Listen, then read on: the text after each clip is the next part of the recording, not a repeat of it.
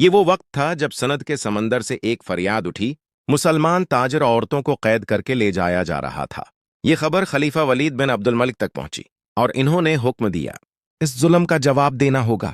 ناظرین، داستان T V کی ویڈیو میں ایک بار پھر سے خوش آمدید۔ آج ہم بات کریں گے اس تاریخی لمحے کی جب اسلام پہلی بار برصغیر کی سرزمین پر داخل ہوا۔ چنانچہ صرف 17 سال کا ایک نوجوان سپہ سالار آگے بڑھا، محمد ابن قاسم۔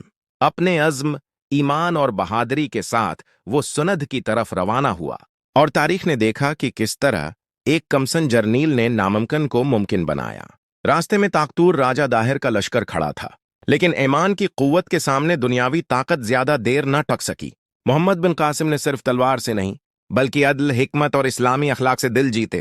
فتح کے بعد انہوں نے قیدیوں کو آزاد کیا اور مقامی لوگوں کے ساتھ انصاف سے پیش آئے۔ یہ وہ لمحہ تھا جب برصغیر کی دھرتی پر اسلام کی روشنی پھیلنی شروع ہوئی۔ ناظرین، یہ محمد بن قاسم کی ناقابل فراموش مہم تھی جس نے برصغیر کی تقدیر ہمیشہ کے لیے بدل دی۔ دوستو، امید ہے آپ کو یہ ویڈیو پسند آئی ہوگی۔